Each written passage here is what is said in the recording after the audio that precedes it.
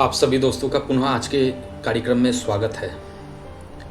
आज नेपाल के शाही परिवार के कत्लेआम की कहानी आप सुनने जा रहे हैं। इस कहानी को सुनाने से पहले कुछ अहम तथ्य आपके सामने रखेंगे नेपाल से जुड़े हुए। तो बिना देर करते हुए आज की कहानी को शुरू करते हैं। इसका पहला अध्याय है नेपाल के बारे में कुछ संस्करण। विश्व में एकमात्र हिंदू राष्ट्र और हिंदू साम्राज्य 2008 तक एकमात्र सिर्फ नेपाल ही रहा है, जहां वंशवाद प्रणाली से साम्राज्य एक परिवार जो अपना राजपाट करते आ रही थी। जब भारत गुलाम था तब भी अंग्रेजों के संरक्षण में स्वतंत्र कार्यभार के रूप में नेपाल अपने राजपाट को चला रहे थे। आज़ादी के बाद भारत गणतंत्र हुआ, लेकिन भारत के साथ राजनयिक संबंध तब भी वहां के राजतंत्र द्वारा ही कायम रखा गया। और 1990 के दशक के बाद नेपाल में अलग अलग वक्त संविधान को लेकर के मांग उठी, जो राजनीतिक वहां के पृष्ठभूमि में देखा जाए तो ये अलग घटना है। लेकिन इन सभी बातों के ऊपर सन 2001 में एक ऐसी घटना घटी जो सदियों से चली आ रही एक साम्राज्य की प्रथा, वंश का खात्मा का कारण बनता है। ये घटना कोई और नहीं, नेपाल की शाही परिवार का कत्ल की कहानी है। जब अपने ही घर के बेटे के द्वारा अपने ही परिवार को मौत के घाट उतारा जाता है, और ये वो बेटे जो आगे जाकर के भावी क्राउन प्रिंस से राजा बनने के पायदान पे थे। कहानी के पृष्ठभूमि ये है कि नेपाल के उस वक्त के तत्कालीन जो राजा वीर विक्रम देव, उनकी पत्नी ऐश्वर्या राय जो भारत के सिंधिया राजघराने से अपने ताल्लुक रखती थी, उनके 3 बच्चे दीपेंद्र, निरंजन, श्रुति, और राजा वीर विक्रम के छोटे भाई ज्ञानेंद्र, इनके एक बेटे पारस और इनकी बेटी और पत्नी। देखा जाए कुल परिवार में, पूरे वंश में 2 भाई का अपना अपना परिवार, और इसके साथ ही साथ राजा वीरेंद्र के अपनी 2 एक बहन भी थी, बहन और बहन। यही लोग त्रिभुवन महल में उस वक्त रहा करते थे।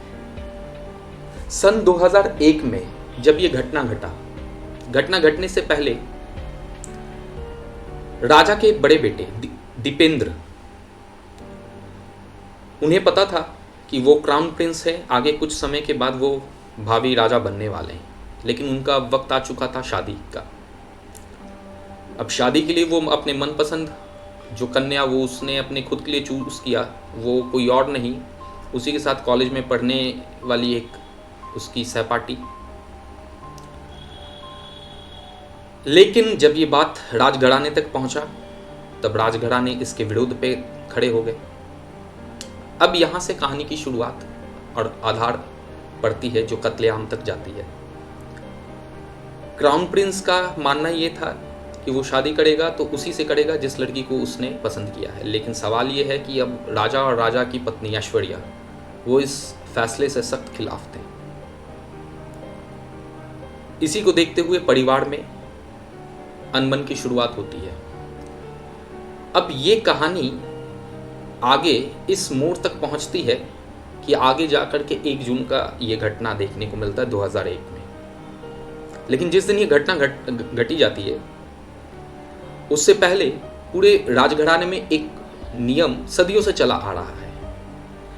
वो नियम यह है कि परिवार के हर सदस्य सप्ताह के हर आखिरी 2 दिन पहले शुक्रवार को वो दावत रखा जाता था। परिवार के अलग अलग लोगों का अलग अलग अपने निवास स्थान में वो दावत रहता था शुक्रवार को, और हर कोई उसमें शिरकत करते थे।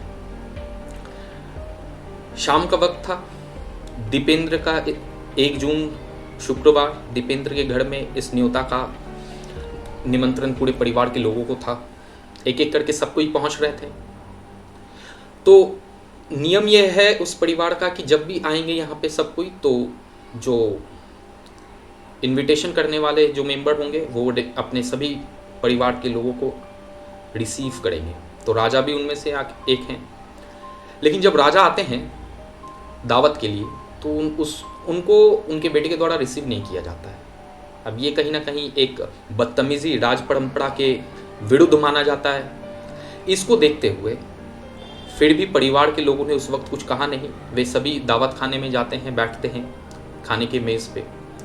और जहाँ पे राजा वीर विक्रम, उनकी पत्नी ऐश्वर्या, उनका बेटा निरंजन, उनकी बेटी श्रुति और ज्ञानेंद्र की बीवी, बेटी और बेटा पारस, ये सब खाने के मेज़ पे बैठते हैं।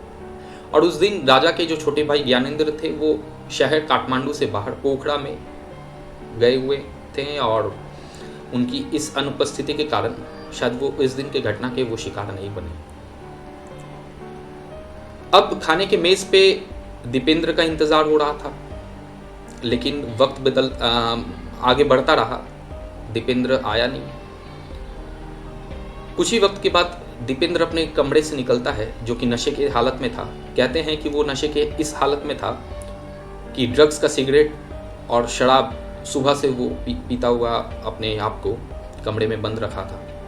लेकिन जैसे खाने के मेज़ पे सब कोई बैठे, वो अपने कमरे से निकलता है एक फुल्ली लोडेड राइफल को लेकर के,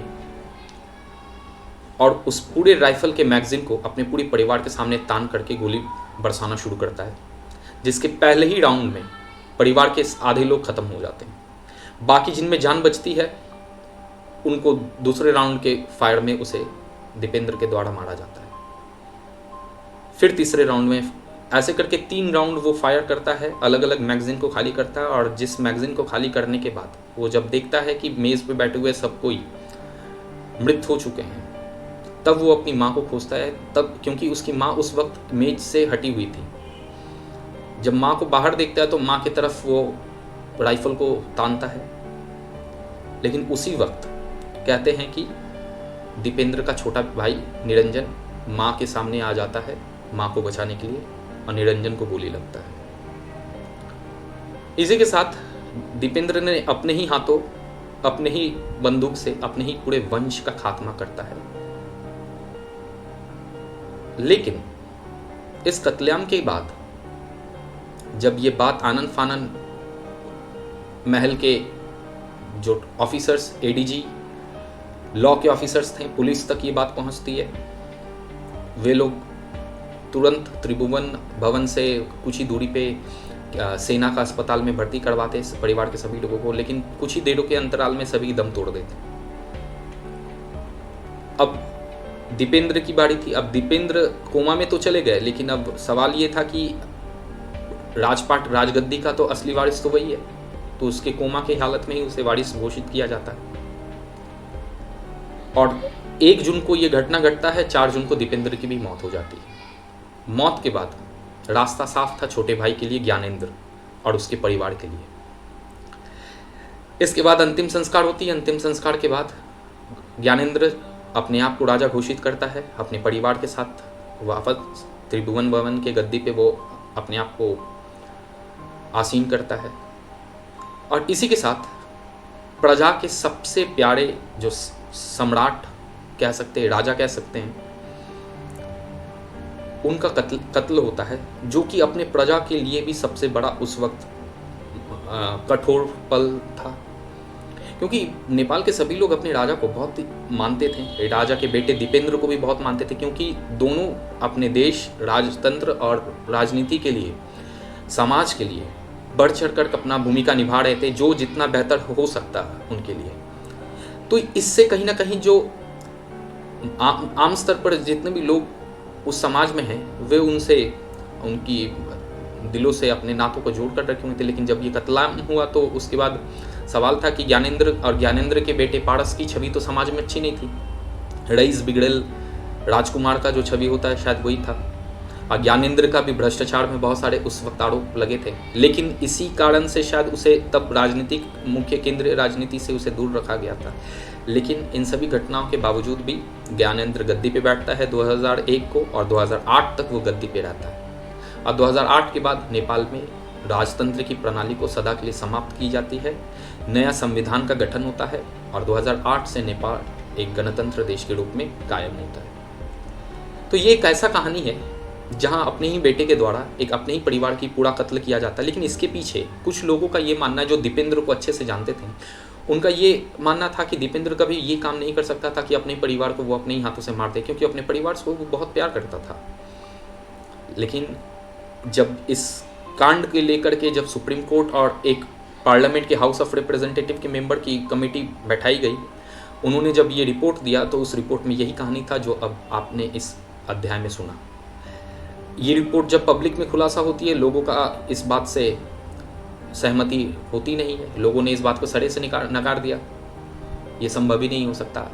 तो उस वक्त अलग अलग थ्योरी लोगों ने निकाला। कुछ लोगों का मानना था कि ज्ञानेंद्र ने अपनी गद्दी को हथियाने के लिए बड़े भाई और पूरे परिवार को खात्मे मौत के घाट पे उतारा था। कुछ लोगों का ये मानना था कि उस वक्त शायद आंतरिक जो उस वहाँ पे माओवादी फैल रही थी, माओवादी सोच फैल रही थी, वो एक सबसे बड़ा कारण है। इसी तरीके से विभिन्न लोगों ने विभिन्न थ्योरी निकाले, और इसी को देखते हुए आज 22 साल होने जा रहे हैं, इस घटना का भी एक छोड़ हमें देखने को नहीं मिलता है। ये रहा आज का कहानी। अगर ये कहानी आपको पसंद आया है तो आप इसे लाइक करें, शेयर करें, सब्सक्राइब करें। कल किसी और कहानी को लेकर के आपसे जुड़ेंगे। तब तक के लिए धन्यवाद।